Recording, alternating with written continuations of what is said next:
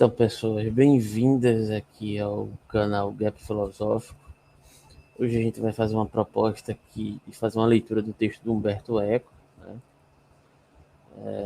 História da Feiura, um trecho específico, vai fazer algumas reflexões sobre esse trecho. Também quem quiser participar aí no chat, tiver essa hora aí online em algum lugar do planeta Terra, quiser entrar para a discussão, se quiser fazer algum tipo de colocação, também pode ficar à vontade. A ideia do Gabriel aí para a gente poder tentar pensar um pouco esse sentido a contrapeso da perspectiva estética, né, de um modo geral, que Humberto Eco tenta explicitar aqui dentro de um sentido histórico, entre aspas, né, tentando explorar filosoficamente isso, né, uma história pensada a contrapelo, como o Gabriel estava conversando aqui de uma determinada forma antes de iniciar, né, de ficar online, ele entende que isso é um tipo de genealogia, né, não sei, vamos ver. E aí antes a gente vai colocar um trecho da entrevista que o Humberto Eco, uma entrevista até famosa, né, passou naquela rede famosa que todo mundo foi cooptado a assistir em algum momento da vida, né, a gente vai colocar um trecho aqui para poder pensar a partir dessa fala também. Quer falar algo, Gabriel, antes do vídeo? Eu só ia acrescentar, Alberto. Antes de tudo, eu quero agradecer, Alberto, por você finalmente. Acho que é a primeira live do canal sobre Humberto Eco, sobre alguma coisa do pensamento de Humberto Eco, acredito eu. E obrigado, por você permitir essa disponibilidade. E o que eu ia trazer, o que eu acredito. Quer dizer, não só eu, mas muitos pesquisadores acreditam que ele faz uma espécie, alguma genealogia da feiura nesse livro, na história da feiura. É o que eu acredito, mas fique à vontade para comentar, Alberto. Fique à vontade, assim, quiser me questionar. Mas acredito, pelas minhas interpretações, que ele faz uma espécie de genealogia da feiura. Então vamos ver, né? Eu vou colocar primeiramente aí o vídeo, né? Sem mais delongas, a gente assiste o vídeo e vê no que a gente consegue desdobrar a partir do trecho que você escolheu. Beleza? Vamos lá. Cultura ocidental. Um autor de romances que só do primeiro livro já vendeu mais de 16 milhões de exemplares. Um erudito que dá tanta importância à chamada alta cultura quanto à cultura popular. Sobre esses e outros temas contidos em seu novo livro História da Feiura, nós conversamos com Humberto Eco nesta entrevista exclusiva feita em Frankfurt, na Alemanha. Along the centuries, ugliness has been a matter of life or death. And you give several examples, but two very strong, which are the witches, women that because they were ugly, they would be prosecuted and taken to be hanged or something. And recently, well, in the 20th century, the Jews. There were books describing physically what a Jew was, so you could go after him, arrest him, and kill him. How much we have been shaped along history by these definitions. Io credo che i problemi sono due. Uno, rendiamo brutto il nemico. L'altro, diventa nemico chi è brutto. Sono due problemi diversi. Per esempio, il problema delle streghe probabilmente erano delle vecchie di aspetto sgradevole e già questo creava diffidenza, cioè noi non amiamo le persone brutte e allora venivano definite come streghe. Fossero state delle belle signore dai lineamenti tranquilli non le avremmo mandate sul rogo. Con gli ebrei è un poco diverso, invece è la trasformazione del nemico in brutto, cioè prima nasce la diffidenza, il razzismo nei confronti dell'ebreo, come durante tutte le guerre nei confronti del nemico. Allora il nemico viene rappresentato come brutto. ma non è che è brutto e diventa nemico e diventa brutto. Invece con l'africano è brutto rispetto ai nostri criteri e quindi lo sentiamo nemico. Quindi sono due fenomeni abbastanza diversi. Mi pare che riporto lì che durante la prima guerra mondiale un autore francese ha dimostrato che i tedeschi producevano un numero di feci 2 volte quello dei francesi. Quindi il nemico era talmente brutto che faceva più cacca. Quindi questa è la bruttificazione del nemico. And when we come to contemporary age, you have a whole chapter about the triumph of the ugliness. Triumph of the ugly. Certo. And you mention Jung. It's a very interesting quote. Ci sono due ragioni per cui c'è una eccedenza di brutto nel nostro tempo. Uno è che le avanguardie dell'inizio del Novecento, siccome si sono proposte di andare contro tutti i canoni esistenti e di épater le bourgeois, hanno prodotto il brutto volontariamente. Benissimo. L'altro è che nel nostro tempo si sono molto confusi i concetti di bello e di brutto. Eu queria dar uma pausa sobre esse começo aí do que ele falou, que existem dois processos diferentes. E aí ele deu 3 exemplos, né, referente ao que ele interpreta que foi um processo de,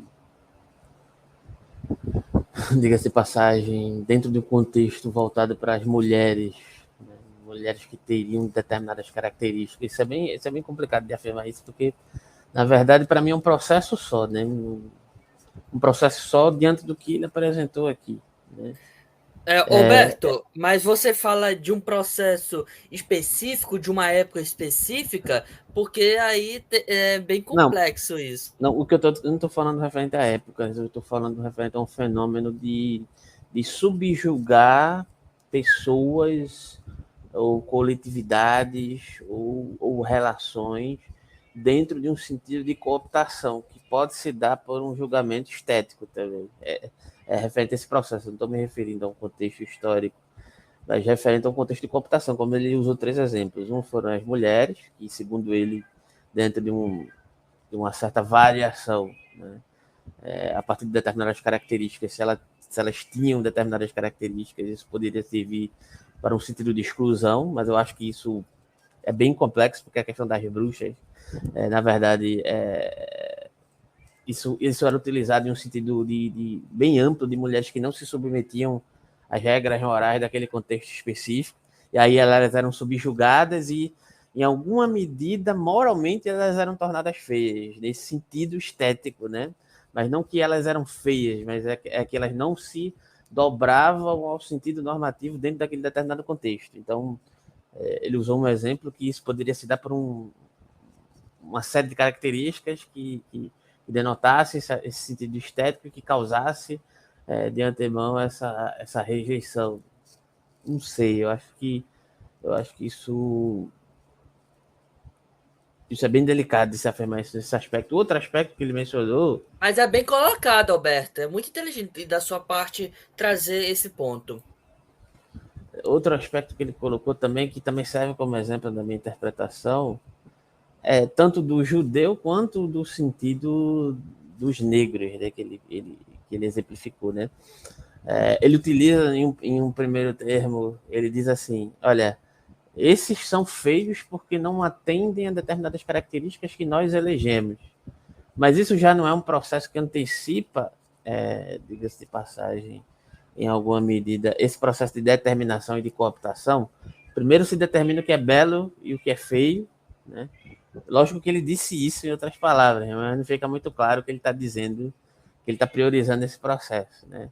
E posteriormente, né, diga-se de passagem, eu produzo um processo de exclusão a partir da perspectiva estética que é diferenciada daquilo que eu priorizo a partir de critérios pré-estabelecidos. E aí a mesma coisa ele diz com a questão dos judeus, só que no sentido ele diz que, na verdade, foi produzido um aspecto diga-se de passagem, dos meus inimigos foram tornados feios. Né? Como se houvesse uma diferença entre eu produzir inimigos e depois julgá-los esteticamente, né? Ou anteriormente julgá-los esteticamente e torná-los inimigos. Eu acho que são questões concomitantes. Eu acho que não existe uma origem dessa relação dentro desses contextos que ele colocou aqui, sabe? Eu acho que não dá para determinar isso. Na verdade, são processos que acontecem concomitantemente. Então, se eu me aproprio, se eu colonizo um determinado povo, eu automaticamente já estabeleço uma série de questões que cooptam esse povo, seja um povo africano, negro, indígena, ou sejam as mulheres que não se submetem às minhas regras, enquanto dentro de um contexto social mais amplo. Né? Eu acho que é um processo que não acontece de maneira prioritária, um antes e outro depois, mas é um processo que ocorre concomitantemente. Está entendendo o que eu estou querendo dizer? Enfim, é isso que me parece, inicialmente, pelo menos com essa fala dele. Mas vamos prosseguir no vídeo. Você quer falar alguma coisa sobre isso? Não, eu só ia falar porque você está falando que eu não sei qual foram as palavras que você usou, mas você estava falando sobre a questão de o que exatamente faz com que algo se torne feio ou belo, ou vice-versa. Mas essa ainda é uma das maiores questões da estética, da filosofia da arte. Até hoje não se há uma resposta exatamente definitiva que, que realmente se afirme, declare que algo é feio ou belo. Então, aí, mas na minha opinião, Humberto Eco, no livro da história da feiura e da história da beleza, para mim tem essa ousadia aqui no bom sentido, em trazer esse tema. É muito assim, eu não sei se eu estou equivocado, mas para mim é bem interessante. Assim, só quero que você entenda o posicionamento de que realmente não é fácil. Então, acredito que Humberto Eco, mesmo que não encontre uma resposta exata, é uma possível explicação, com qualquer outro pensamento filosófico em geral. Não, eu entendo que a obra dele é válida, é fundamental e etc. E tal, só que é um terreno tão árido que mesmo um pensador com o renome de Humberto Eco, é isso que eu estou querendo destacar, né? Comete algumas. Ele está tentando explicar o livro dele, né? Aqui, em alguns trechos, é um calhamaço, etc. E tal, né?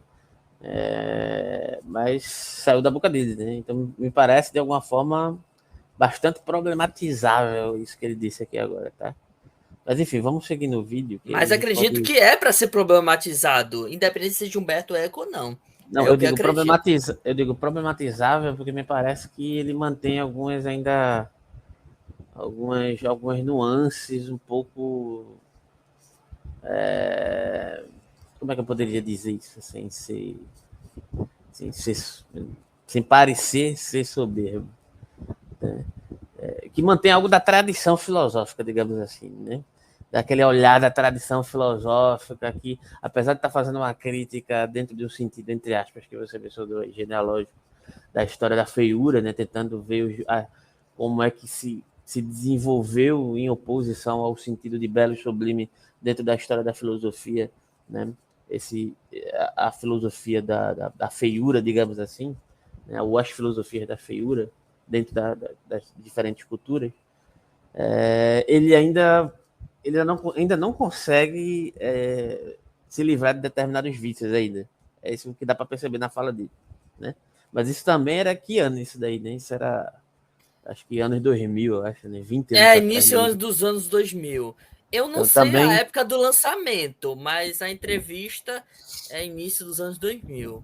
hoje em dia, a gente ainda não consegue transitar muito bem por essas questões, né? Eu estou me referindo mais especificamente a questões que estão sendo levadas mais a sério, aprofundadamente, recentemente, que é a questão da colonização, né?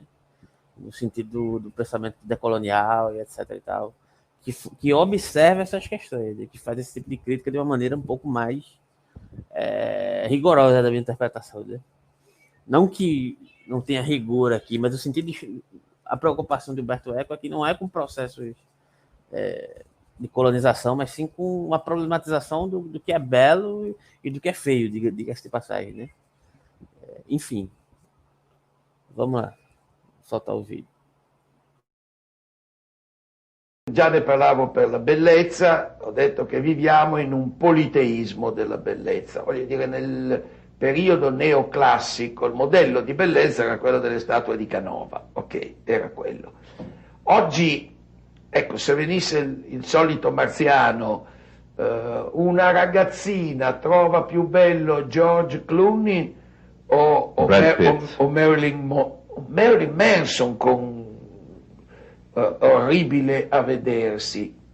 La verità è che gli piacciono tutte e due, per due ragioni diverse. A me no, non piace Marilyn Manson, ma probabilmente alla ragazzina piace perché va a vedere George Clooney, ma poi si mette gli anelli al naso come Manson. E quindi è proprio il concetto di differenza tra brutto e bello che si è molto mescolato, ho detto. Anche il padre di questa ragazzina va a vedere gli horror movies, però quando vuole poi arredarsi la casa usa ancora dei criteri di proporzione di tipo quasi rinascimentale e quindi di nuovo fa un appartamento con una proporzione quasi rinascimentale e poi ci mette un quadro di Picasso con la donna brutta. Quindi O Francis Bacon. Cioè mescoliamo con molta disinvoltura le due cose. Si è persa questa differenza netta, tranne i casi limiti, cioè un topo morto, un serpente, un cadavere, c'è sempre questa, ci sono alcune esperienze fondamentali che giudichiamo brutte, ok, però un chirurgo può aprire una pancia e dire che bello questo cancro, trovarlo dal suo punto di vista interessante. Però sì, le cose che ci fanno ancora disgusto sono abbastanza costanti nel tempo. Non nello spazio, perché agli americani fa schifo pensare che i francesi mangiano le rane. Muito obrigado. Hoje nós trouxemos para você Humberto Eco. Muito obrigado. Até a semana que vem. Essa parte final da entrevista dele é interessante, porque ele caminha numa direção, né, de pensar digamos assim, a simultaneidade da presença do belo e do feio dentro de um sentido mais contemporâneo a ele, né? Só que na minha interpretação eu acho que isso sempre teve presente, né? Sempre que, lógico que existem contextos históricos específicos aos quais eu não vou me referir aqui porque eu não tenho aprofundamento suficiente dentro dessas perspectivas históricas para fazer esse desenvolvimento. E para isso a gente vai pegar o próprio texto dele aqui, né, para ir fazendo algumas leituras e comentando, né? Mas, assim, me parece que nesse segundo sentido aqui, ele me parece algo mais interessante para minha forma de ler essa questão que ele está explicitando aqui, né? Essa simultaneidade que é apenas justificada por modos de ser, né? Eu acho que isso é que é importante ressaltar. Modos de ser, modos de acontecer, modos de se apropriar do mundo e do outro e defini-lo e cooptá-lo e colocá-lo numa série de ambientes de cooptações vários, né? Digamos assim, né? Aquela velha história do sentido de representação, né? O formalismo da representação também desenvolvido a partir do caráter estético, porque, querendo ou não, você vai ter que remeter aqui a filósofos que pensaram essa questão dentro de um sentido não só estético exclusivamente, como se fosse algo simplesmente simbólico, artístico, mas a arte como um desenvolvimento da própria vida tentando produzir saúde para si mesma ou ainda tentando se relacionar de maneira concreta, né, consigo mesmo. Não sei se você consegue entender o que eu estou querendo dizer, porque eu estou usando de referências aqui que eu estou falando aqui, tanto Hegel como Nietzsche, né, e até um pouco de Jung também, que ele mencionou ali, que ele cita no livro.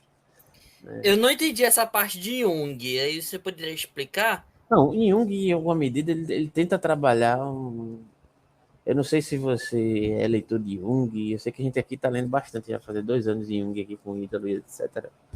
Mas a gente passou um tempo discutindo, será que tem dialética em Jung? Será que isso é uma dialética ou não?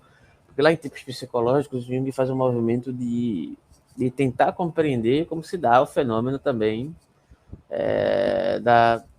vou chamar aqui de subjetividade e objetividade, a relação, ou seja, do indivíduo, entre aspas, em relação ao objetivo. E esse objetivo pode ser compreendido como social, como a ciência, como a objetividade da ciência, né? Ou seja, como é que essa subjetividade que é circunscrita dentro de uma ambiência de coletividade se produz e se relaciona com essa coletividade, né?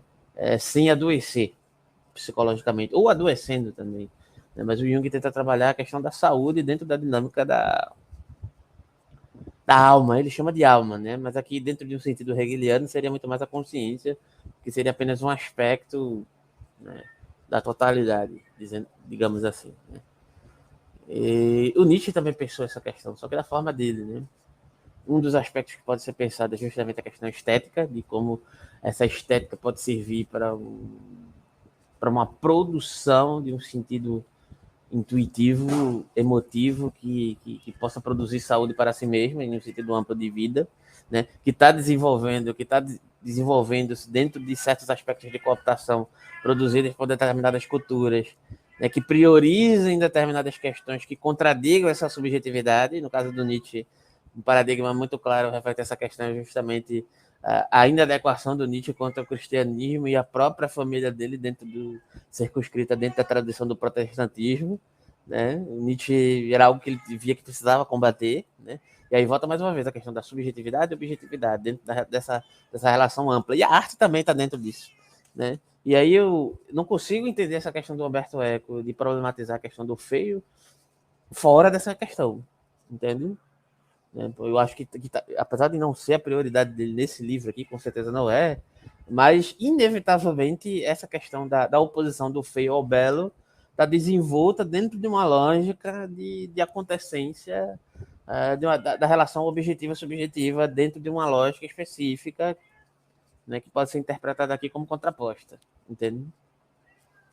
Então, eu acho que pode ser útil para pensar isso dentro dessa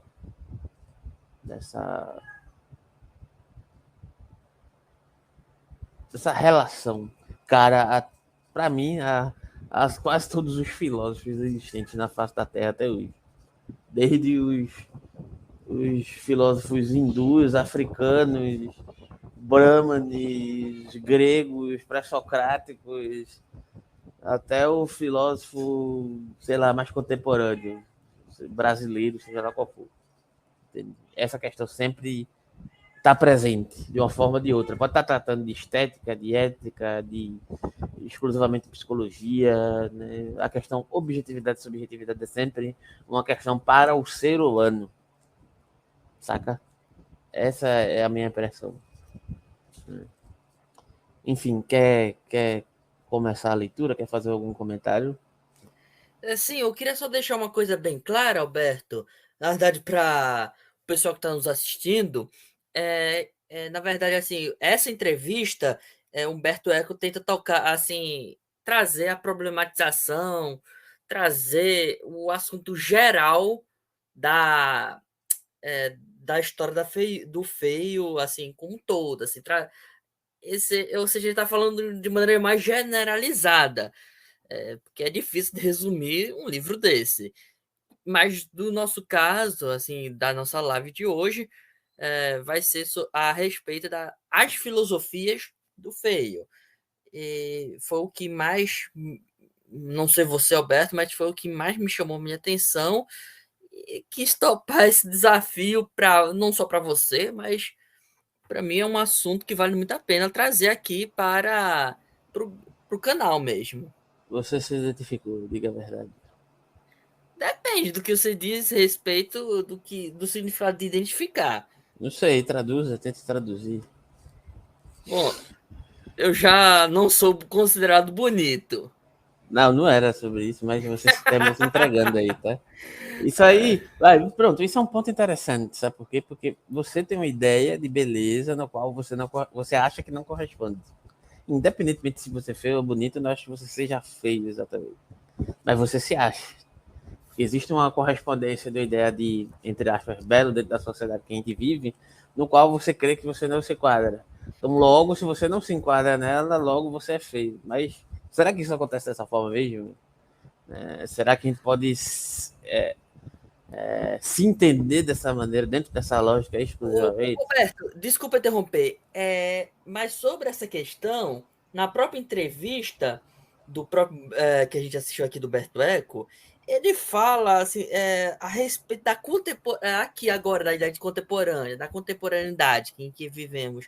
Realmente, eu concordo que ela chegou a um nível de complexidade ao ponto de nós nem mais sabemos o que pode ser de fato feio ou bonito. Não estou dizendo que seja bom ou ruim. Eu acredito que ela ultrapassa essa interpretação, mas aquilo que nós podemos é aquela velha questão. O que você considera feio ou bonito não quer dizer que seja a mesma significado para o outro.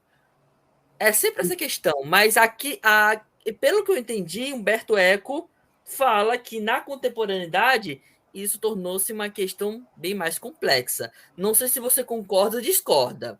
Fica a seu critério. Eu não sei se eu concordo com ele que na contemporaneidade isso se tornou complexo, porque na minha interpretação isso é uma questão que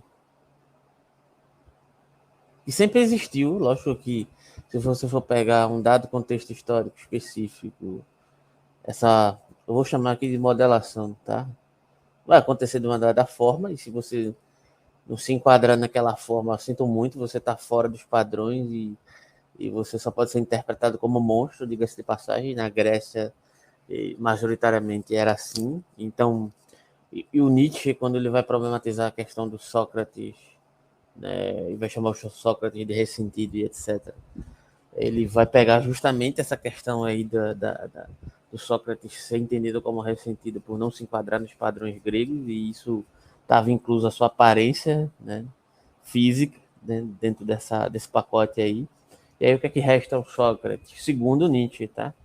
Resta ao Sócrates tentar subverter a sociedade, para que, se eu não posso, de alguma forma, ser incluso nessa sociedade, eu vou mudar os padrões, né, os pontos de vista dessa sociedade para fazer com que, de alguma forma, eu possa me sobrepor. De um modo geral, é sempre isso que acontece dentro das lógicas mais amplas, né, de convivências entre contextos culturais. É isso que eu estou querendo dizer. Eu não sei se essa complexidade é de agora. Lógico que eu entendo que o que ele quis dizer é o seguinte, né? Está muito mais difícil estabelecer o que é belo e o que é feio, pelo menos na minha interpretação, né? Isso ele falando, né? Atualmente, do que já foi um dia, em dados contextos, porque isso era muito bem claro, muito bem definido, né? Mas isso passava por uma série de relações, diga-se de passagem, como é que eu poderia dizer isso? De produções culturais, de relações, inclusive, de dominação, inclusive, né? De povos que dominavam e poderiam determinar, e aí, mais uma vez, volta o Nietzsche, né? Porque isso é um sentido genealógico, né? Quem determina o que é belo, quem determina o que é feio, né? Só pode ser aqueles que predominam em um dado contexto histórico. Isso é bem genealogia da moral, né? Então, dentro de um contexto histórico, eu vou determinar o que é bom, o que é belo, que seja igual a mim, né? Então, tudo que for diferente de mim, né, é feio, é ruim, né?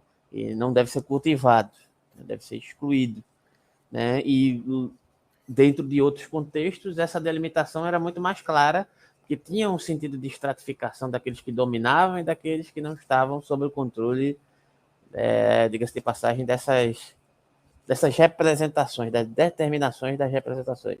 Então isso faz sentido, Alberto, aquela explicação acerca do inimigo que Humberto Eco destaca?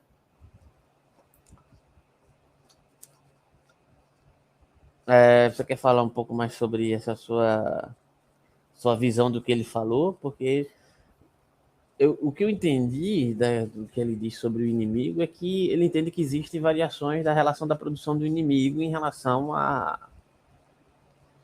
torná-lo feio.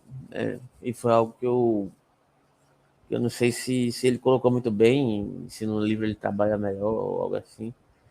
Mas, enfim, porque ele disse que, no caso do judeu, foi um inimigo que foi produzido e, a partir da produção, esteticamente, ele foi determinado como algo que não estava de acordo, né, com a ordem normativa dentro do contexto social e foi interpretado como esse estranho, como esse algo de estrangeiro. Né? E, querendo ou não, até hoje, realmente, mesmo pessoas que não vivenciaram, né, essa produção de um olhar cultural estético sobre a figura do judeu ainda permanece, né, às vezes, esse rescaldo ainda. Né? Mas o que ele menciona é que, tipo, dentro do caso dos negros, e aí eu acho que eu não sei se o argumento dele é tão interessante nesse sentido, é que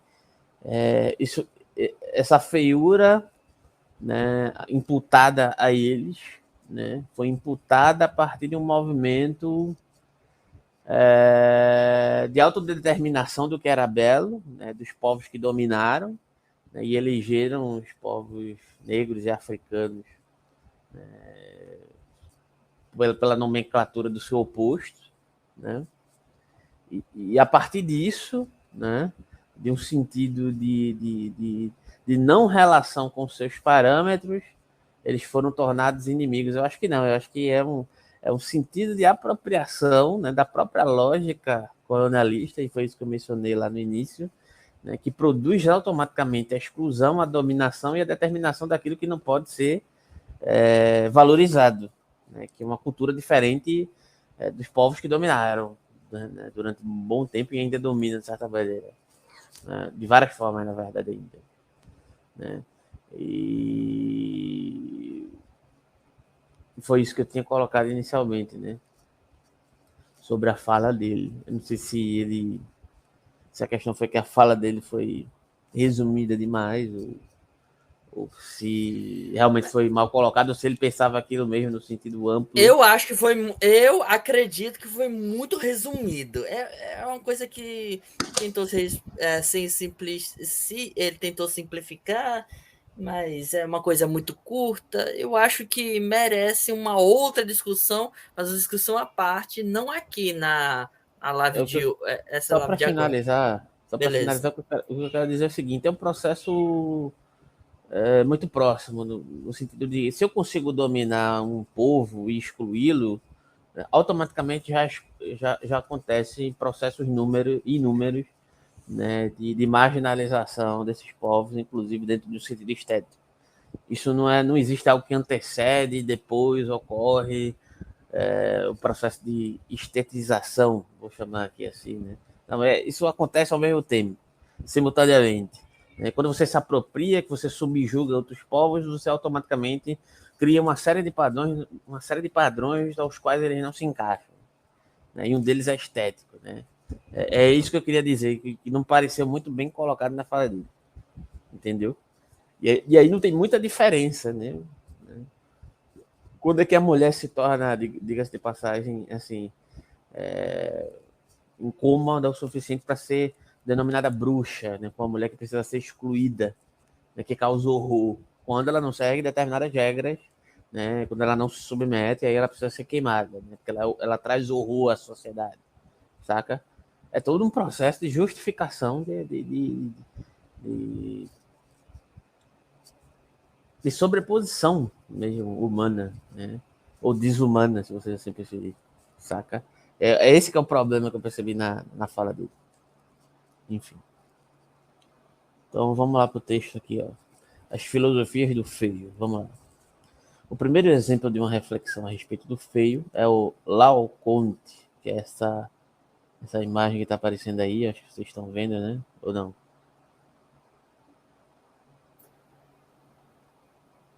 Aqui para mim tá aparecendo. Para mim tá aparecendo, Alberto. Só não tá completa a imagem. É, Ela porque tá eu tô mexendo aqui, não tá aparecendo na tela, não sei o que é que tá acontecendo, deixa eu ver aqui. Não tá aparecendo inteira. É porque tá compartilhando outra tela aqui. Deixa eu ver se eu consigo colocar ela aqui.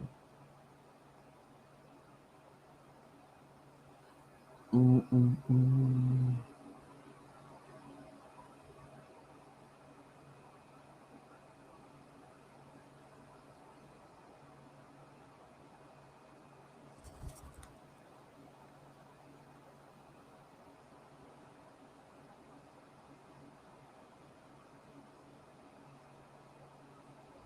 Acho que agora vai.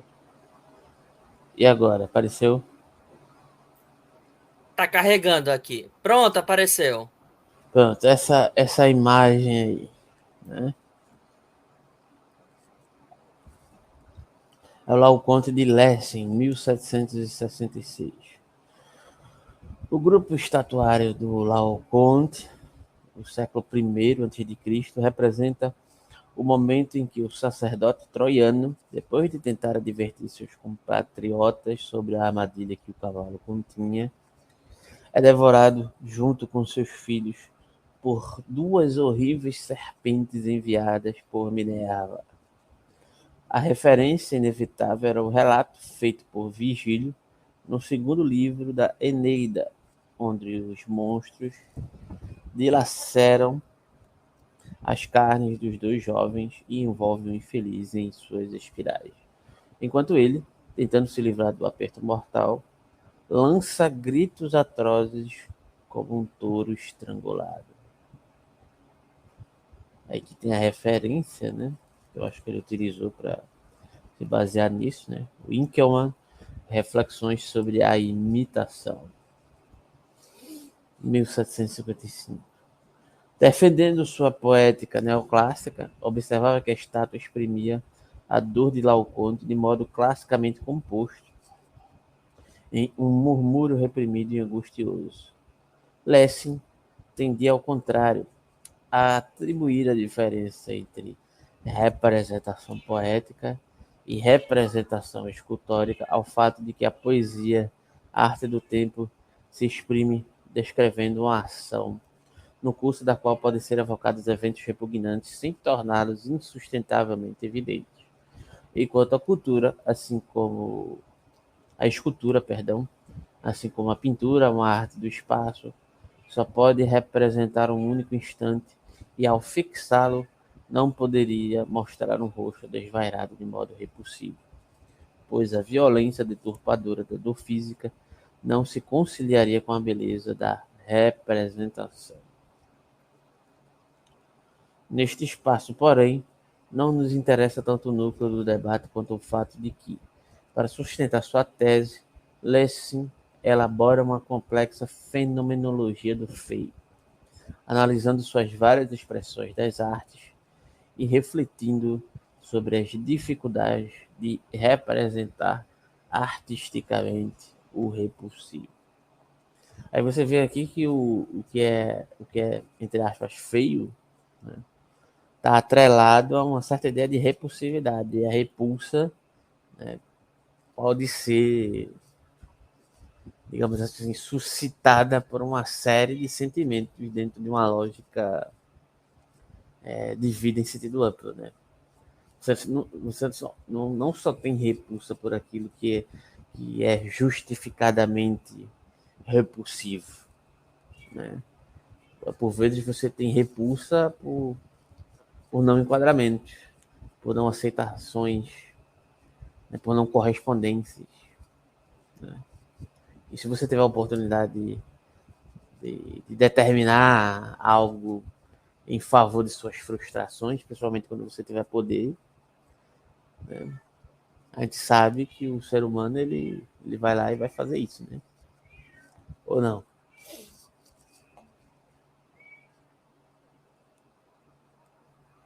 O que acha? Opa, eu tô com dificuldade de entender essa fenomenologia. Como é mesmo? Fenomenologia. Fenomenologia do feio. Fenomenologia do feio. Eu já tenho dificuldade de entender o que é fenomenologia, e quanto mais uma fenomenologia do feio.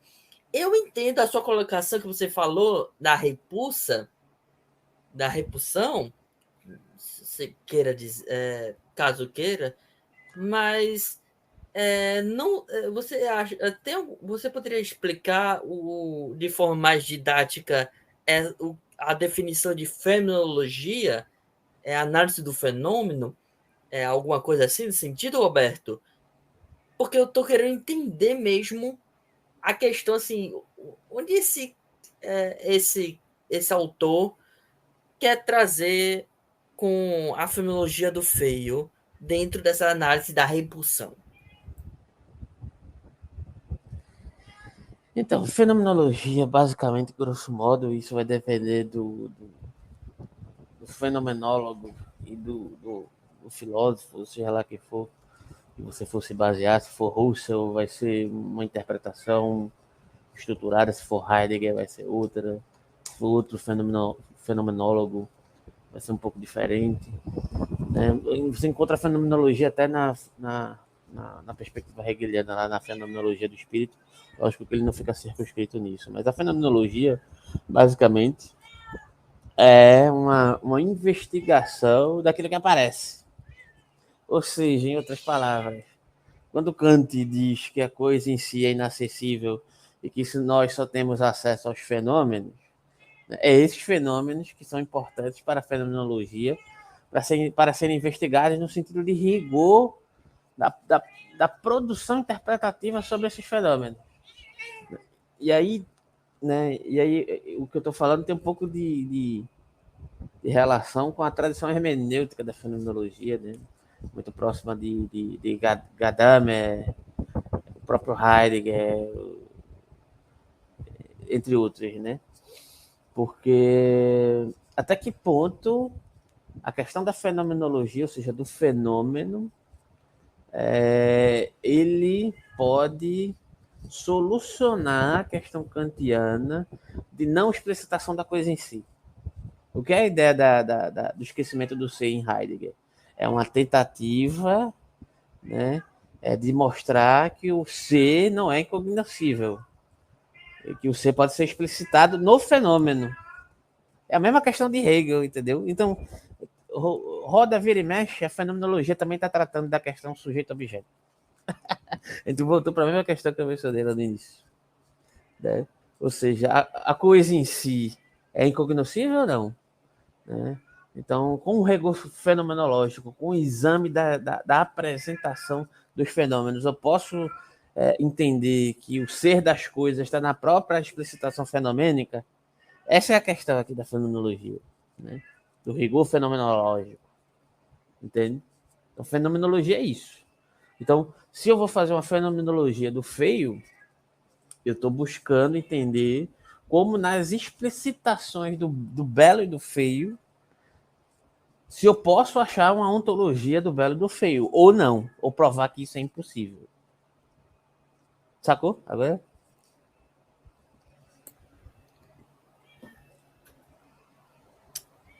No Sim, fundo, entendi. no Perdão. fundo, no fundo tem uma problematização ontológica, mesmo que seja por uma negação ontológica ou uma busca de uma afirmação ontológica, né? Dizer que tem um fundamento ontológico ou dizer que não tem nenhum, entendeu?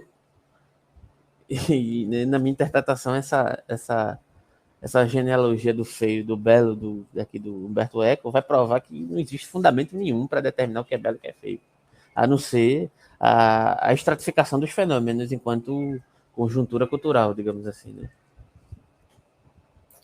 Então seria, resumidamente, análise do fenômeno Pelo sobre o fenômeno. feio. Análise do fenômeno. Pode falar. Fenomenologia é basicamente a análise do fenômeno pelo fenômeno, ponto, né? Sim. Mas aí isso, quanto ao feio, vai tentar examinar os fenômenos que demandem essa nomenclatura, né, para observar a questão ontológica. Diga-se de passagem, há ontologia que fundamente isso?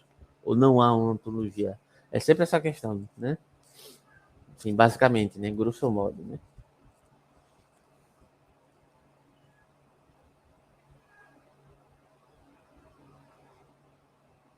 Você ia fazer uma colocação? Eu interrompi você. Não, era sobre esse assunto mesmo, você já respondeu. Tá. Pode Vamos entrar. continuar. Aí ele prossegue aqui, né? No texto, fazendo algumas colocações, algumas paráfrases. Ele diz assim o texto: feio poético e feio pictório. Gotthold Ephraim Lessing, 1766. O poeta se serve da figura. Eu acho que ele está parafraseando esse autor, né? Isso daqui. Sim, ele tá trazendo essa questão da fenomenologia do feio. Aí parece que ele retirou. Aí parece que aqui é referência do Humberto Eco que ele trouxe, acredito eu. Mas fica à vontade, se quiser pular ou não. Ah, eu vou ler Não- porque está no texto. Tá bom, então. O poeta se serve da feiura das formas, que o uso dessa feiura é permitido aos pintores. A pintura, como faculdade imitativa, pode expressá-la, já a pintura, como arte bela, não pode fazê-lo. No primeiro caso, todos os objetos visíveis lhe pertencem. No segundo, inclui-se apenas aqueles objetos visíveis que suscitam sentimentos agradáveis. Dado, portanto, que a feiura das formas não pode ser em si e por si. Ah, eu vejo a questão aqui, né? A feiura das formas não pode ser em si e por si. Tema da pintura como arte bela, pois a sensação que suscita é desagradável e não faz parte daquele tipo de sensações que podem se tornar agradáveis, graças à imitação. Trata-se então de ver se ela não pode ser útil à pintura, como é. Aliás, a poesia para reforçar outras sensações. A pintura pode se servir de formas feias para atingir o ridículo e o terrível, né? Não quero me arriscar a responder imediatamente como um não, com um não. É inegável que a feiura inócua pode se tornar ridícula também em pintura, sobretudo quando é associada a uma afetação de graça e de respeito. Mas é igualmente inegável que a feiura danosa, assim como in natura, suscita terror também no quadro. E aquele ridículo, né, e este terror já são sentimentos mistos, pois obtém, graças à imitação, um novo grau de penetração e deleite. Nesse caso, porém, devo observar que, apesar disso, a pintura não se encontra efetivamente na mesma situação que a poesia. Na poesia, como já observei, a feiura da forma, por meio da transformação de suas partes coexistentes em progressivas, perde quase totalmente o seu efeito repugnante. Desse ponto de vista, ela deixa, por assim dizer, de ser feiura e pode, portanto, ligar-se ainda mais intimamente a outras aparências para produzir um novo efeito particular. Na pintura, ao contrário, a feiura tem todas as suas forças indivisas e seu efeito não é menos forte do que in natura. Consequentemente, a feiura inócua não pode permanecer ridícula por muito tempo. O sentimento desagradável toma a dianteira e aquilo que, num primeiro momento, era farsesco, torna-se em seguida repulsivo e com a feiura danosa não é diferente. O terrível vai pouco a pouco se perdendo, deixando em seu lugar, Só é imutável o informe. E aí eu acho que comentário do Humberto Eco, né?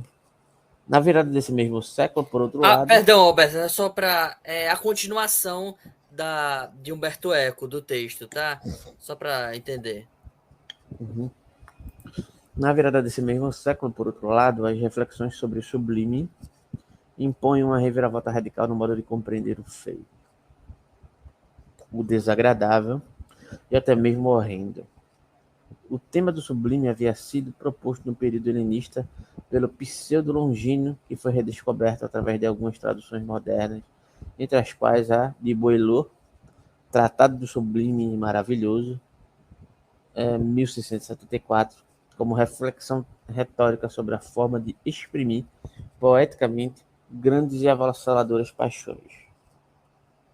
No século XVIII, a discussão sobre o belo se desloca, porém, da pesquisa das regras que o definem para a consideração dos efeitos que produz e as primeiras reflexões sobre o sublime. menos que a seus efeitos artísticos, dizem respeito antes à nossa reação diante daqueles fenômenos naturais, e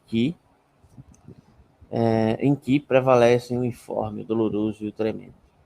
Não é por acaso que a estética do sublime antecede de pouco o nascimento do chamado romance gótico, e faz acompanhar de uma nova sensibilidade diante das ruínas, ver em particular uma investigação filosófica sobre nossas ideias do sublime e do belo de Edmund Burke.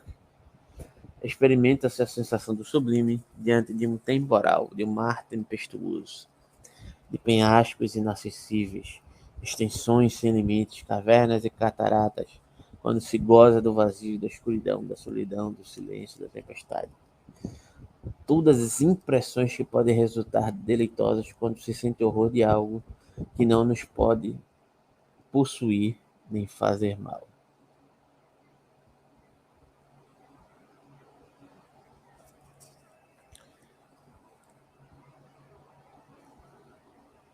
Quer comentar, Alberto? Aqui tem outras citações de outros autores. No momento eu não tenho nada a comentar, não. Acho que o comentário dele já é um comentário ao contexto no qual ele estava se referindo ali, né? Eu acho que quando permanece aquela questão da computação, do belo, do sublime, do feio, dentro de como isso se sustenta dentro de uma cadeia ampla de contextos culturais, né? Aí tem essa citação aqui, acho que é de Schopenhauer, o mundo como vontade de representação. É de Schopenhauer mesmo, é esse mesmo. E tem a do Schelling também. Schopenhauer. Natureza em agitação tempestuosa, semi-escuridão e nuvens trovejantes ameaçadoras, rochedos escarpados horríveis em sua ameaça de queda e que vedam o horizonte, rumor dos cursos d'água espumosos, ermo completo, lamento do ar pelas fendas rochosas. Aí aparece intuitivamente diante de nossos olhos a nossa dependência, a nossa luta com a natureza hostil, a nossa vontade obstada. Porém, enquanto as aflições pessoais não se sobrepõem e permanecemos em contemplação estética, é o puro sujeito do conhecer que mira através daquela luta da natureza, para apreender de maneira calma, imperturbável, incólume, as ideias exatamente naqueles objetos que são ameaçadores e terríveis. Precisamente nesse contraste reside o sentimento do sublime. A impressão é ainda mais poderosa quando temos diante dos olhos a luta revoltosa das forças da natureza em grande escala. Montanhas d'água sobem e descem. A arrebentação golpeia violentamente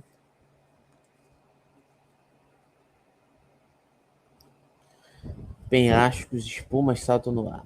A tempestade uiva, o mar grita, relâmpagos faíscam das nuvens negras e trovões explodem em barulho maior do que o da tempestade do mar. Então, no imperturbável espectador dessa cena, a duplicidade de sua consciência atinge o mais elevado grau. Ele se sente simultaneamente como indivíduo, fenômeno, efêmero, à vontade. Essa citação de Schopenhauer aqui do mundo com vontade de representação denota mais uma questão daquilo que eu tinha mencionado no início, né, da relação de como estético, mesmo com um sentido de identificação ou de repulsa, ele pode servir como esse algo de passagem, né, que preenche o vazio de uma relação unilateral do subjetivo, do objetivo, né, que deposita numa certa relação produzida a partir dessa perspectiva, dessa subjetividade, inclusive de uma ideia bem específica voltada para do homem, para o sentido de natureza, de como ele compreende a natureza, né? Isso aqui em Schopenhauer fica muito claro, né? o homem observando a natureza dentro de uma lógica específica, né? E, e entender essa contradição, né, que é regida pela vontade, que em Schopenhauer há esse sentido primordial, né? A vontade determina, aprisiona, e só através do ascetismo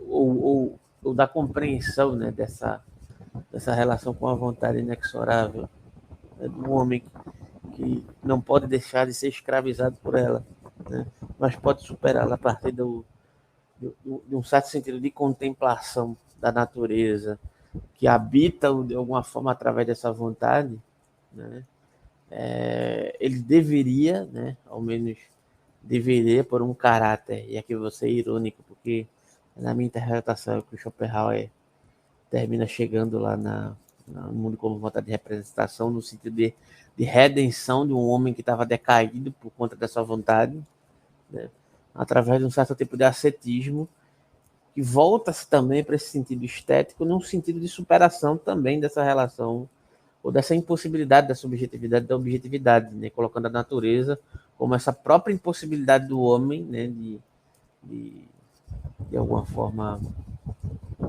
escapar dessa vontade incessante, né, como dessa efemeridade, né, mas caminhar através desse determinado sentido estético que contempla o sublime da natureza, né, tentando se recolocar de uma outra forma na vida, né, de uma maneira contemplativa, de uma maneira ascética. Né. Interessante observar o Schopenhauer nesse contexto. Você quer comentar? Sim, Roberto. Eu queria, na verdade, trazer algo para ser questionado. Não, eu fiquei pensando, como é mesmo o termo? Peraí. O repulsivo e o sublime. O que tem tão importante? É isso que eu não estou entendendo para a arte. Não só em Schopenhauer, porque ele enaltece muito o sublime pelo que eu li nessa situação. Mas, assim, não sei se você concorda ou discorda, mas esses dois, assim, o repulsivo e sublime, o que tem tão importante e Humberto Eco está questionando, quer dizer, tá querendo trazer para essa citação? Me parece que são palavras-chave para entender essas filosofias do feio. É isso que eu estou querendo entender. Então, eu poderia, digamos, entender esse sublime, esse repulsivo, por, por, por outras duas palavras, por racionalidade e irracionalidade. Aquilo que eu consigo codificar e aquilo que me acontece que eu não consigo codificar, logo, de alguma maneira, eu entendo que aquilo eu devo rejeitar de alguma forma, ou recalcar, como diria Freud. Né? Qual é a relação que isso tem com o contexto geral estético? Porque aqui volta a dizer, né? Durante muito tempo a gente entendeu a estética em filosofia, inclusive, né, como simplesmente um tipo de estetismo. O que é que eu quero dizer com estetismo? Não, a arte é aquele momento que você para produzir, seja lá o que for, né? Seja uma música, um quadro, uma pintura. Você consome a arte para se descolar da vida. A gente, durante um bom tempo, a gente entendeu as avaliações estéticas ou as experiências estéticas como esse algo apartado da vida. Né? Só que isso para mim é uma simplificação tremenda, né, do que é estética e etc e tal. A estética é também uma possibilidade, né, de superar essas projeções unilaterais que podem se apresentar dentro de um sentido, e aí Schopenhauer muito bem observou isso, né, regido pelo inconsciente, ou seja, pela vontade, né, por aquilo que a gente não consegue racionalizar, mas nos acomete e nos adoece de alguma determinada forma, ou por um excesso de racionalização que também adoece. E aqui eu já estou acrescentando uma leitura junguiana e uma crítica que o Nietzsche faz ao próprio Schopenhauer, a ideia de vontade, né, e a outros autores também, né, que é esse excesso de racionalização, que é justamente esse sentido de oposição entre uma subjetividade que se produz em relação a uma dada cultura, né, e uma certa ideia de objetividade que essa cultura produz, que também em alguma medida se estratifica, né, que é fruto dessa problemática que habita o indivíduo, entre aspas, né, coexistentemente. Né. O indivíduo não é só um indivíduo, o indivíduo também é o coletivo, dentro do indivíduo, em acontecência. E é difícil dar conta disso, entende? Então a estética, seja lá qual for, de Schopenhauer, de Schlegel, de Humberto Eco, de Schiller, de Kant, ela tenta também dar resposta a essa questão. É mais uma possibilidade, entende? Saca? Sim, realmente, assim, faz sentido mesmo.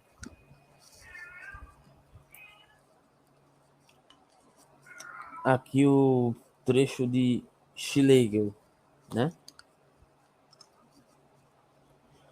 Sobre o estudo da poesia grega. Lógico que cada um a seu modo, né? E aqui eu estou dando a minha leitura, né, da relação, entre aspas, dialética, intersubjetiva, um pouco de Hegel, um pouco de Jung e um pouco de Nietzsche também. Né? Da leitura que eu faço dessas questões, tá? Aí vai depender. Se você entende a estética a partir de um olhar exclusivamente kantiano, você vai entender isso de uma maneira diferente, talvez. Né? Mas essa leitura geral que eu faço é uma leitura que não separa essa utilização do exame estético fenomênico, digamos assim, de outras ambientações demandadas pela filosofia, pelos conhecimentos humanos, de modo geral. Eu não vejo essa diferenciação. Lógico que existem campos de atuação diferentes. A ciência atua no campo, a filosofia, dependendo do contexto filosófico, atua de um modo. Né? Até outras atividades que supostamente não têm nenhuma relação com uma reflexão, mas ela também está permeada por esse processo de acontecência de tentar dissolver o coletivo subjetivo que habita nessa individualidade, mesmo que seja num trabalho automatizado, entende? Isso não cessa de ocorrer, sacou? Sim, faz sentido. Então vamos lá. Schlegel, né? Sobre o estudo da poesia grega. O domínio do interessante não pode senão destruir a si mesmo e é, portanto, uma crise transitória do gosto. Crise transitória do gosto. Será que tem relação com o que eu acabei de dizer aqui agora? Mas... Quer falar? Não, pode continuar. Mas as duas catástrofes possíveis que ele tem diante de si são de naturezas muito diversas. Se a arte se orienta preferencialmente para a energia estética, o gosto, sempre mais habituado aos velhos estímulos, precisará deles em continuidade cada vez mais fortes e violentos. Não tardará a passar ao picante e ao impressionante. O picante é aquele que excita de modo convulso uma sensibilidade entorpecida, enquanto o impressionante é um estímulo e um acicate para a imaginação.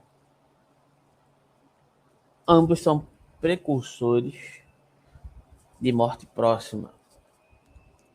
O insulso é a parca alimentação do gosto impotente, enquanto aquilo que produz um choque no espírito do público e suas modalidades do excêntrico, do repugnante e do hórrido é a última convulsão do gosto agonizante. O belo está tão distante de ser o princípio dominante da poesia moderna que muitas das esplêndidas obras modernas são representações evidentes do feio, tanto que se teve que admitir a contragosto que existe uma representação da imensa riqueza do real em seu ponto máximo de desordem e do desespero causado pelo excesso pelo conflito das energias, para a qual despendem-se uma força criadora e uma sabedoria artística equivalentes, se não maiores as que as necessárias para a representação da mesma riqueza e energia em perfeita harmonia. O público, totalmente indiferente à forma e sedento exclusivamente de conteúdos, não pede ao artista mais que individualidade interessante, desde que se produza um efeito e este efeito seja forte e novo. O público é indiferente ao modo e à matéria em que isso acontece, assim como é indiferente à harmonia de cada efeito. Você vê aqui como ele está falando de diferentes necessidades, dependendo do perfil psicológico. E aqui, falando perfil psicológico, é uma generalização, é claro, mas para poder a gente talvez entender melhor essa questão aqui, né? De quem está demandando esse sentido estético, né? O público espera uma coisa, né? Um dado contexto histórico demanda uma relação outra com a arte, porque a coletividade dentro daquela ambiência é outra. Então, é como se fosse um jogo de compensação estética o tempo inteiro, né? Consegue perceber isso? Sim, sim. Está presente em todos esses textos isso. É difícil não estar presente, né? Porque, enfim, não é uma questão de um pensador ou outro, é uma questão de humanidade isso. Saca? Em toda cultura, me diga uma cultura qualquer e você vai encontrar essa questão. Não tem como fugir disso, sabe? Enfim, o tigre, William Blake, o tigre, encantos da experiência. Tigre, tigre, chama pura nas florestas, noite escura. Que olho ou mão imortal cria tua terrível simetria? De que abismo o céu distante vem tal fogo coruscante?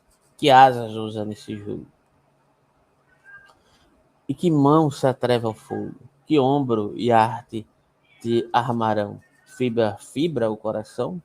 E ao bater ele no que és? Que mão terrível, que pés, e que martelo, que torno, e o teu cérebro, em que forno, que bigorna, que tenaz, pro terror mortal te traz? Quando os astros lançam dardo e seu choro os céus põem pardo, vendo a obra, ele sorri.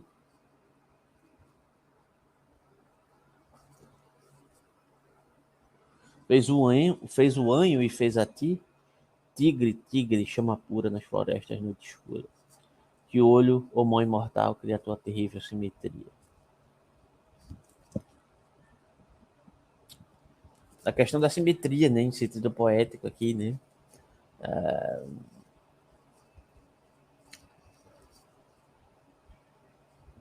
A simetria aliada a um certo sentido de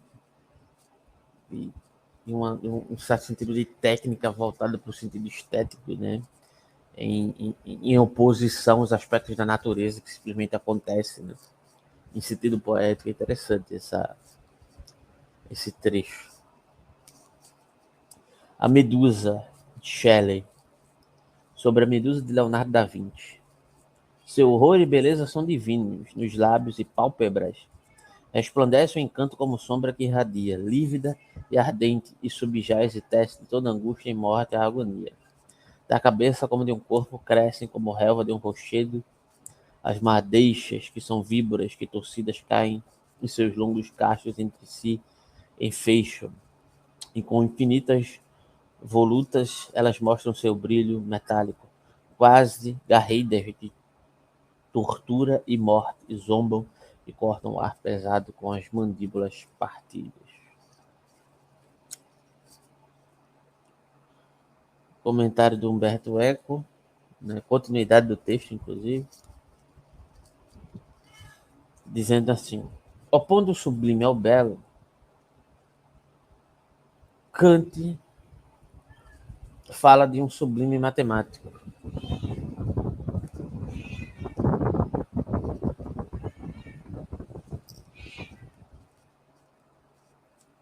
Dado, por exemplo, pela visão do céu estrelado, quando se tem a impressão de que aquilo que vemos vai além de nossa sensibilidade e quando nossa imaginação sente a própria inadequação. Por outro lado, temos o sublime dinâmico, quando, diante de uma visão de uma tempestade, nosso espírito é sacudido por uma impressão de infinita potência e nossa natureza sensível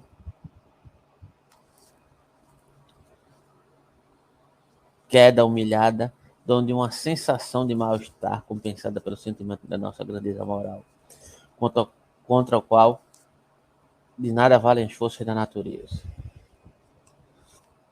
Schiller, sobre o sublime, né?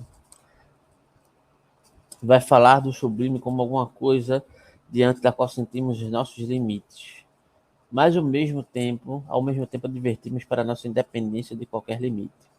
Para Hegel, ele será a tentativa de exprimir o infinito sem encontrar no reino dos fenômenos um objeto que se mostre adequado a esta representação. Estética de Hegel. Doravante, a beleza não será mais a ideia dominante de uma estética. Além disso, com os pensadores românticos, a atenção se desloca da natureza para a arte, que é a única capaz de nos dar a possibilidade de realização do valor estético, mesmo falando daquilo que nos repele na natureza, como dirá Nietzsche em O Nascimento da Tragédia.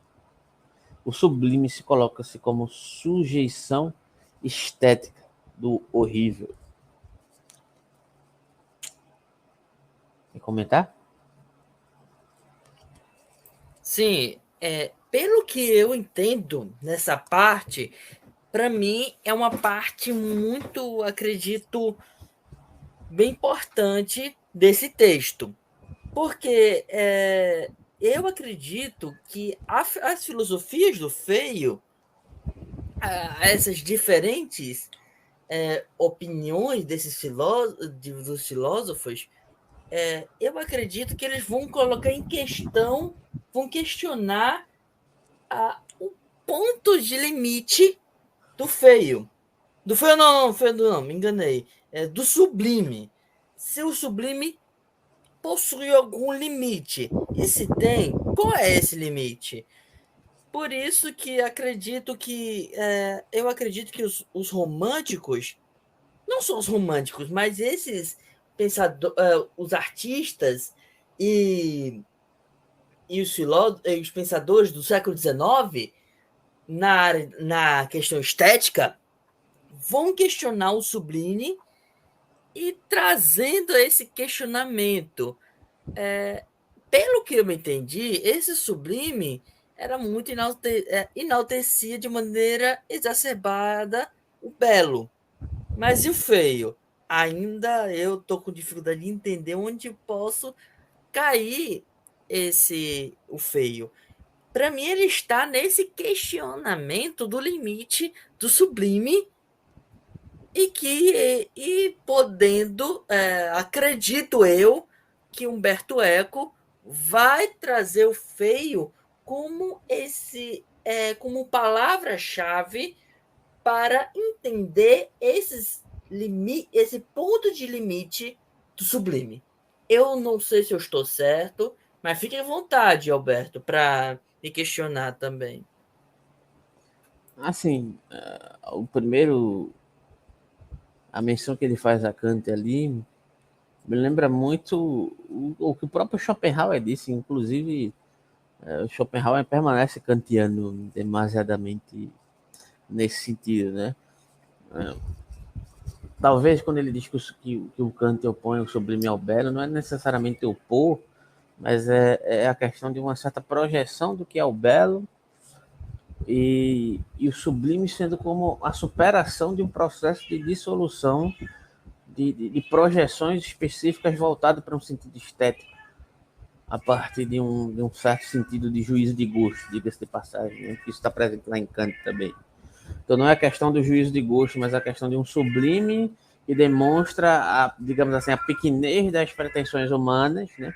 E que dissolve os sentidos subjetivos e objetivos dentro de uma relação, né, de uma relação ampla, né, denominada pelo aspecto de sublime, né?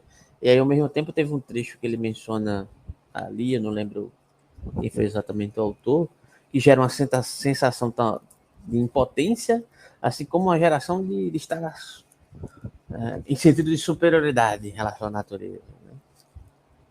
E isso vai depender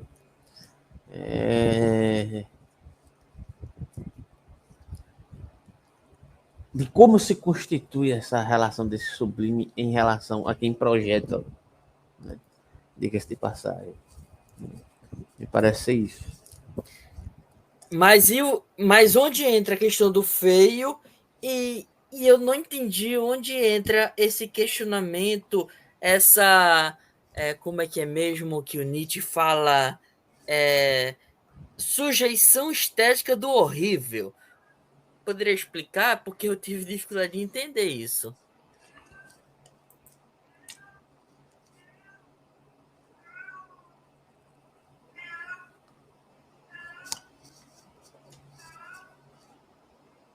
Então, a questão aqui, vou voltar para o que eu tinha mencionado aqui anteriormente. A questão aqui, em termos de estética, não é diferente das outras problematizações desses filósofos, como Hegel, Kant, Nietzsche e etc. e tal. Estão tentando tratar de questões aqui que vão se ampliar, né? De outras maneiras, é lógico, para outras áreas do conhecimento desses autores, ou de pretensões críticas desses autores, mas que não estão descoladas da localização da perspectiva estética de uma certa superação das projeções formalistas em relação à própria vida, aos conceitos, ou à ideia de belo, ou à essencialização do belo, do feio, e etc. e tal, ou ao lugar do homem em relação à natureza. Né? Tudo isso está presente aqui. Né? Então, quando o Humberto Eco coloca essa questão do sujeição estética do horrível, né, em oposição às questões que ele já mencionou aqui, me parece, né, que ele está falando de um certo sentido de hierarquização que demanda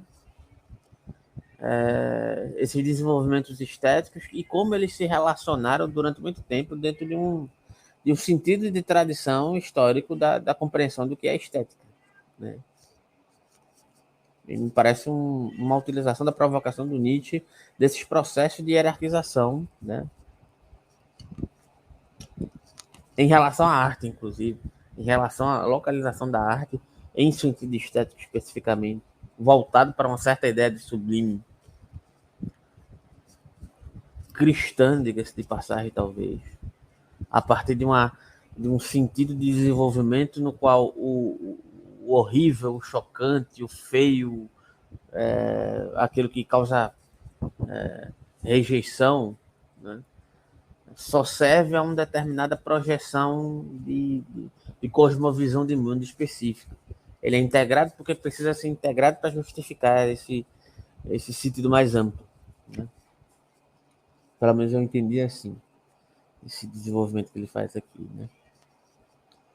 Então, o horrível não aparece como algo que vai dissolver o sublime, mas algo que faz parte de uma certa ideia de sublime e que está submetido a ele. Né? É o que eu posso tirar aqui, posso estar equivocado, mas é que eu entendo aqui no momento sobre o que está sendo dito aqui. E mesmo que não seja essa a intenção, a gente pode pensar nesse sentido também, né? Eu acho. Né? Fora do texto do Humberto Eco. Não. Eu acho que é plausível colocar essa questão, entende? O sublime coloca-se como sujeição estética do horrível. Né? Uma questão a se refletir.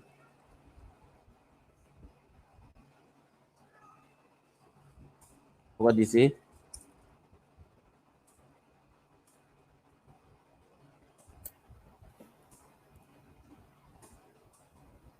Algo a dizer, Gabriel? Ah, não. Desculpa aí. Eu não precisa não, Alberto.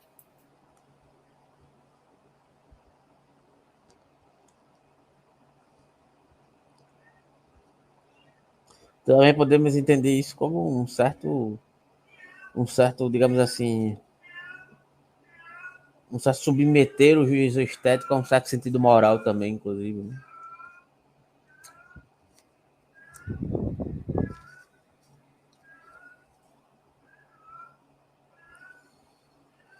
E aí ele prossegue no texto, parafraseando agora o texto de Schlegel que ele mencionou ali.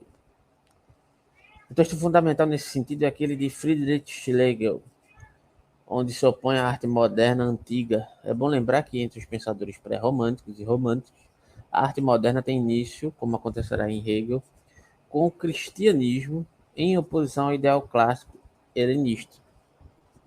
Mas é difícil evitar a impressão de que, ao reviver o passado segundo a sensibilidade dos novos tempos, eles estejam de fato falando da poética do romantismo, da nova poética do romantismo. Schlegel lamenta que até aquele momento não tenha sido tentada uma teoria do feio, indispensável para compreender a divergência entre classicismo e modernidade. E pronuncia-se a favor da arte clássica, lamentando a irrupção moderna do feio como desagradável, forma sensível daquilo que é feio.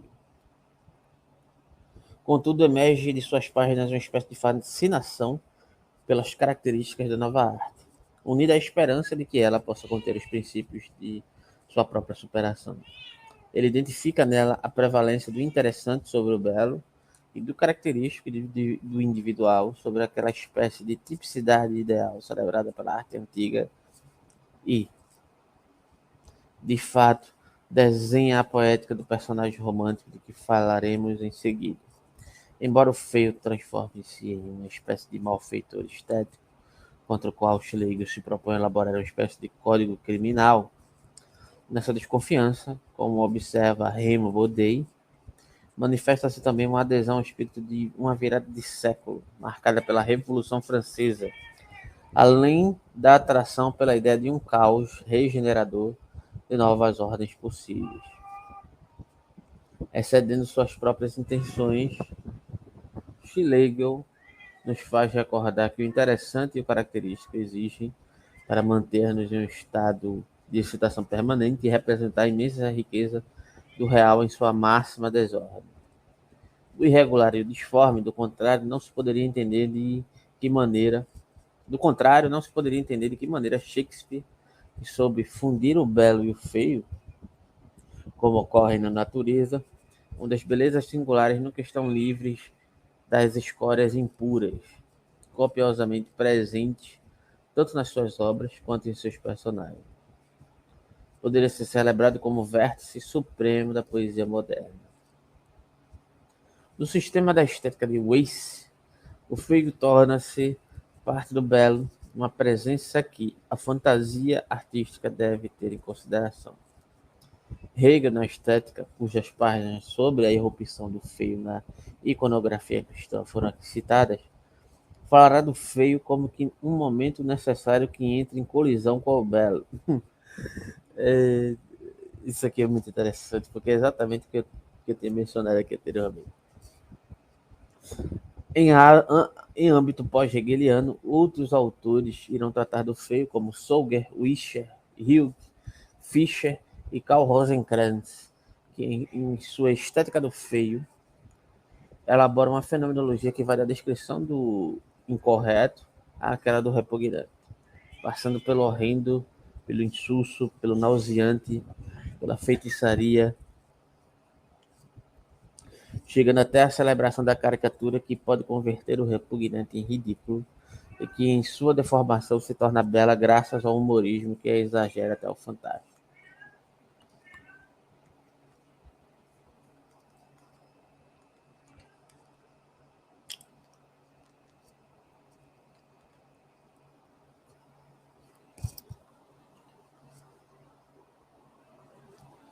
Duas obras de arte aqui, né? Quer comentar sobre as obras de arte, Alberto? Não.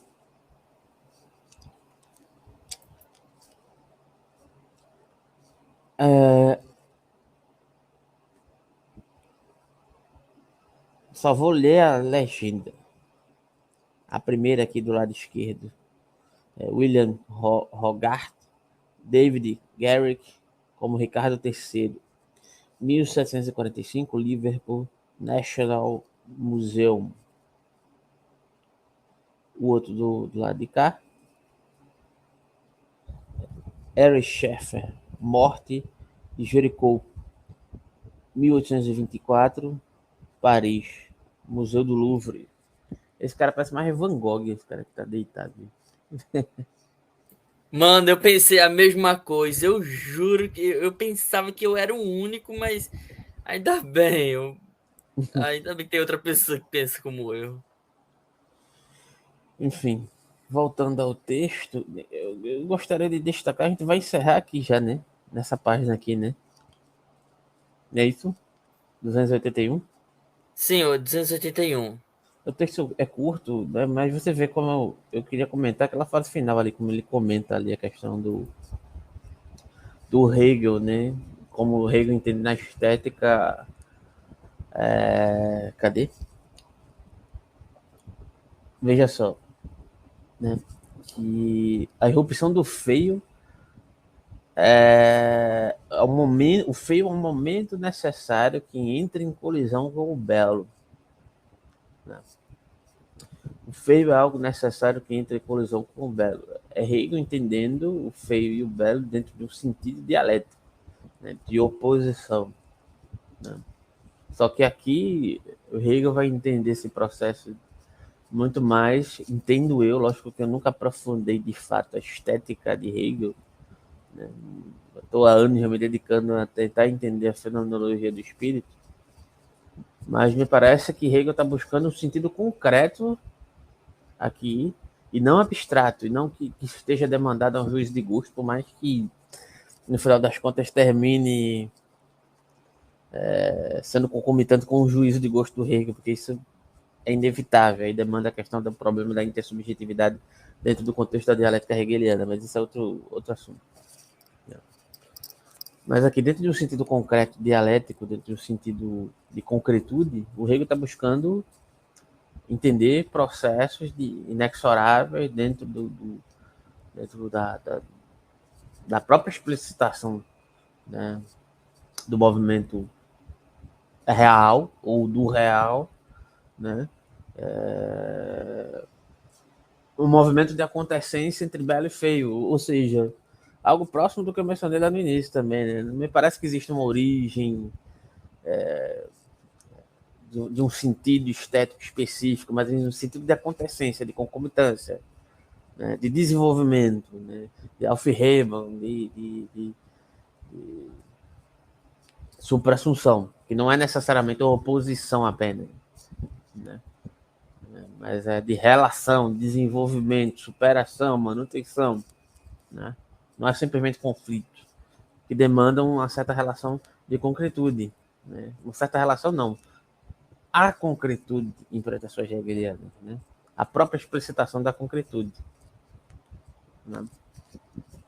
Então, se você for demandar aquela interpretação lá do que é fenomenologia, se você for aplicar isso a um sentido hegeliano, fenomenologia é a identificação desses processos enquanto imagens, mas imagens do concreto, né? De relação e desenvolvimento, dentro de um sentido estético, né?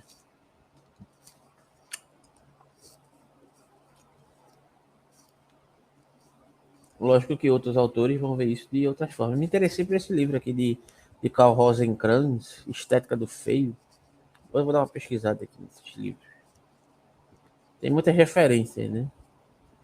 Esse livro, pelo menos esse trecho do Humberto Eco, me parece digamos assim, um livro que dá um panorama geral, assim, introdutório, mas assim, com grife, né? Alguma coisa nesse nível.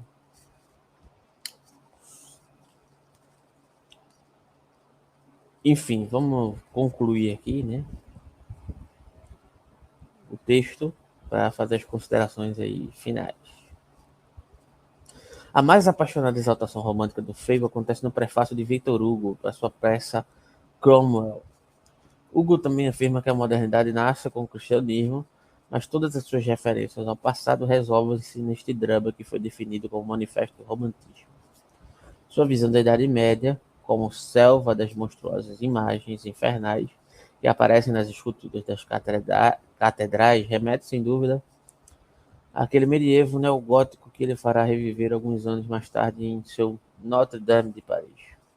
O feio que Hugo vê como típico da nova estética é o grotesco, uma coisa disforme, horrível, repelente, transportada com verdade e poesia para dominar a arte. A mágica das fontes que a natureza poderia oferecer à criação artística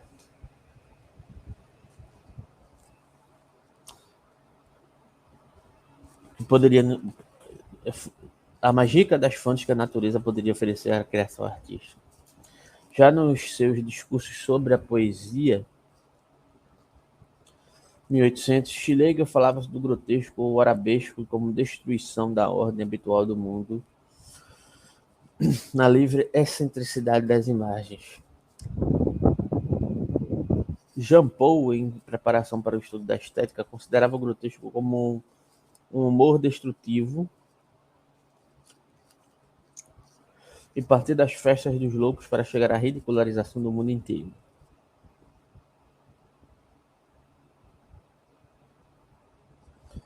Em Shakespeare, onde o humor se transforma em algo de terrível e injustificável, de modo que parece que o chão nos falta sob os pés, né? Mas em Hugo, o grotesco transforma-se na categoria que, embora ele fale de fenômenos artísticos que se estendem ao longo de uma dezena de séculos, explica, anuncia e, em parte, promove uma galeria de personagens que, entre o final do século XVIII e nossos dias, parecem marcados por uma satânica ou patética ausência de beleza. Como observa Baudet, Hugo faz o belo cumprir uma rotação completa, que o faz coincidir com o feio.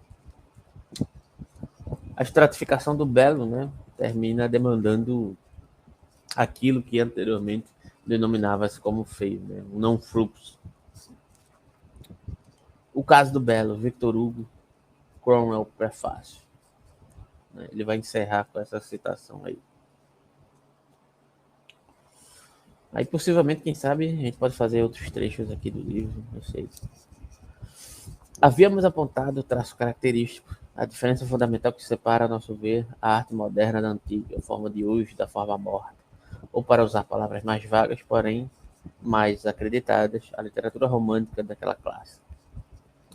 Não que seja justo dizer que a comédia e grotesco eram absolutamente desconhecidos dos antigos, o que seria demais impossível, dado que nada cresce sem raízes.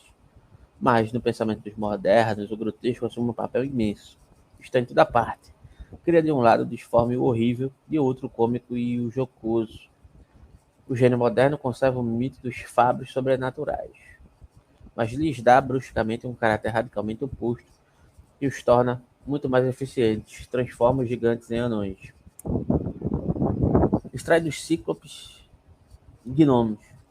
O contato com o disforme conferiu ao sublime moderno algo de maior, de mais sublime, em suma, do que o belo antigo. O belo tem apenas um tipo, o feio tem 1000, pois o belo, humanamente falando, nada mais é que a forma considerada em sua relação mais elementar, em sua simetria mais absoluta, em sua mais íntima harmonia com o nosso organismo. Aquilo que ao contrário chamamos de feio é o detalhe de um grande todo que nos escapa e que se harmoniza, não com o homem apenas, mas com a criação inteira. Eis porque ele nos apresenta, sem trégua, aspectos novos, mas incompletos.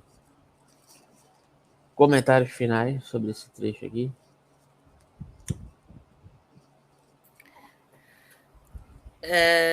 Eu queria entender a importância dos românticos nesse debate a respeito da, como posso dizer, dessa questão da feiura mesmo. Eu não sei o que Humberto Eco quer dizer com isso. Pela colocação que ele fez aqui, a citação essa última citação aqui, inclusive, ao Victor Hugo, né? Ele está problematizando uma certa ideia estratificada de belo, né, que é voltada a uma certa similitude específica muito bem delineada, né, voltada para uma certa ideia de belo, porque quando ele diz aqui, o Victor Hugo, né, no caso, que o belo é um só e o feio são vários, eu entendo o contexto, né, que o belo voltado para essa perspectiva, entre aspas, do romantismo tinha uma certa linearidade que está presente até hoje, inclusive, que nos influencia até hoje, né? Reflete um certo sentido estético, e quando eu digo sentido estético, quando eu estou falando de corpo ou de corporeidade, eu estou falando de literatura, eu estou falando de modos de se relacionar com o outro, inclusive, né? Que demandam uma certa estética de ser, né? Que era proveniente dessa ideia unificada de belo, de uma relação voltada para essa ideia de belo, né? Diga-se de passagem. Então, em oposição a isso, quando ele diz o feio ao contrário, o feio é vários, ou seja, o feio é a vida, né?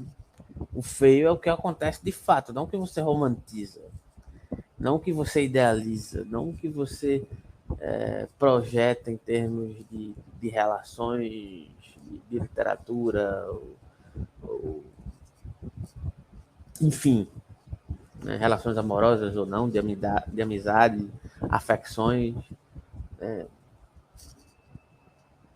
O feio tem mil faces porque o feio é a acontecência, o belo não. O belo, entre aspas, é um só, né? Eu entendo o que ele quer dizer aqui, apesar que poderia se subverter essa ideia do belo, né? Porque é esteticamente belo, né, no sentido unificador.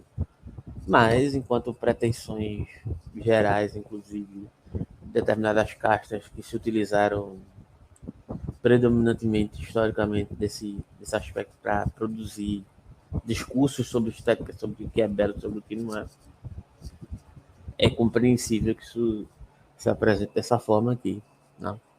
Nessa última fala e nessa contextualização.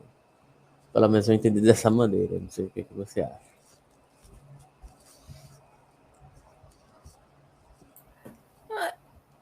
Sinceramente, não é fácil de ser entendido mesmo, mas é porque tive dificuldade de entender também porque filosofias do feio. Mas depois que você aprofundou aqui, principalmente você aprofundou esses comentários da questão de autores como Hegel, Kant, Nietzsche, Schopenhauer, Schelling. Então, assim, isso já mostra e a fenomenologia e essa questão da fenomenologia do feio, o questionamento do sublime e do da do repulso, é repulso mesmo? Deixa eu ver aqui. A repulsa. Repulsivo, o repulso também. Tudo isso já eu assim, pelo que eu li, são palavras, não deixa de ser palavras-chave.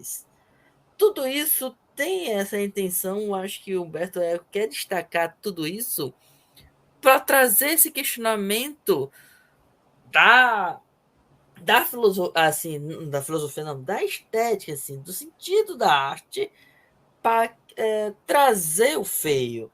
O feio aqui, mas eu concordo, eu não sei se foi você, ou foi Humberto Eco, ou foi os dois, que eu acredito que não se resume em dizer que aquilo que se considera feio pode ser chegado a ser considerado bonito. O famoso, assim, o embelezamento do feio, que é um fenômeno comum no meio artístico. A gente pode passar o dia todo citando inúmeros exemplos, mas acredito que há coisas, há, há toda um estudo aprofundado sobre esse fenômeno do feio em si. E eu acredito que é o que ele. Essa é a proposta, acredito eu, de uma genealogia do feio. E a filosofia dos feios já traz esse questionamento. É o que eu entendi na leitura daqui, do livro. Não, mas fica aí uma reflexão também que acho que vale a pena. Então,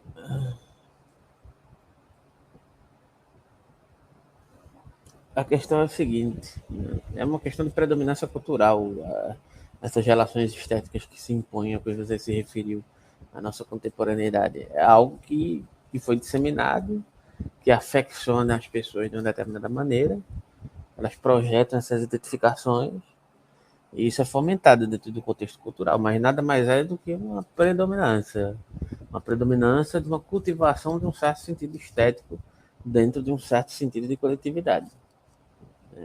Eu entendo dessa maneira. E não só no nosso tempo, mas durante toda a história da humanidade, seja lá em que tempo for, em que contexto seja, esse processo está em acontecência, às vezes de maneira mais saudável e outros de maneira mais adoecida. Então, eu acho que sempre passa por aí. Agora, como você vai lidar com isso é uma questão importante também. Enfim, né? E aí passa pela questão da saúde, né? Utilizar a estética em sentido amplo para produzir saúde não se identificar com aquilo que esteticamente é predominante, né? Mas é produzir um fluxo de vida que se realinhe com o seu modo diga-se de passagem, né? De fluir em termos de vida, né? Utilizar a estética dentro de uma relação subjetiva e objetiva de acontecência, não é se identificar necessariamente com a tradição, mas é tentar produzir um equilíbrio dentro daquilo que é, entre aspas, considerado tradicional, dentro do sentido social que você está inserido, dentro da sua época, né? E tentar equilibrar as coisas, né? Dentro de um sentido amplo relacional, né? De não se deixar apreender por certas estratificações, inclusive no sentido estético, né? Porque isso produz adoecimento também, né? Falando em termos psicológicos. Mas a questão, né, de existir, digamos assim, correntes e vertentes e existir os românticos, existir um movimento literário voltado para um certo sentido de produção estética da literatura. Tudo isso demanda determinados interesses, né, de certas localizações, de certas caixas, digamos assim, né? Mas isso é um processo humano também, né, que ocorre, mas por vezes se impõe um processo majoritário. E aí também eu não estou falando nem de capitalismo. Se for falar de capitalismo e estética, né, é pior ainda, né? Se for pensar a estética dentro de uma lógica capitalista, aí, meu amigo, aí é que piorou mais ainda. Se fosse se espelhar naquilo que vendem como para você como estética, já morreu. Não chega nem a adoecer, você já está morto por dentro. Entendeu? Que não é essa a questão, não é cooptar o sentido e o uso do sentido estético para uma fórmula que precisa ser comprada e adquirida. É muito mais do que isso, é produzir saúde de sentido amplo. E eu estou falando não só em se sentir bem, né, mas estar bem acontecendo na vida, né? É isso que eu tenho para falar agora. Ô, Roberto, você citou a questão da saúde. Tem uma obra aí mesmo no livro, na página 277, sobre a peste. Quer comentar sobre. Quer fazer uma análise sobre essa obra? Quer trazer alguma questão relacionada com isso? Não tem como fazer isso agora. Falando que a Hum. peste é Albert Camus, Não, não, é o quadro, a peste. não tem como fazer isso agora, não. A gente marca outro. Mas é o quadro, não é o texto, não, Roberto. Não, beleza, a gente marca outra live e aí a gente faz essa relação, se você quiser. Ah, tudo bem, então. Agora eu acho que eu prefiro encerrar por aqui mesmo. Ok, então. Fique à vontade. Então é isso, pessoal. Se inscreva aí no canal, compartilhem, deixa o like. Se quiser apoiar nosso canal, nosso Pix, nosso Apoia-se, tá na descrição, tá? Se inscreva aí. E sei lá, quem sabe a gente volta pegando outros trechos desse livro, se vocês gostaram, comentem aí, tá? Para fazer outras lives aqui sobre esse livro. Livro interessante, Humberto Ô, Eco. Roberto, tem um outro livro, não é a História da Beleza, não. Se eu não me engano, é a Arte e Estética Medieval de Humberto Eco. Na sua opinião, vale a pena analisar também? Não sei, tem que olhar, né? Não li esse livro ainda. Ah, Mas qualquer coisa tu sugere que a gente pode dar uma olhada e a gente ok, vê quando é que então. faz aí. Beleza, Beleza? beleza. Valeu, pessoal. Abração e até a próxima. Até a próxima aí. Abraço e obrigado pela atenção.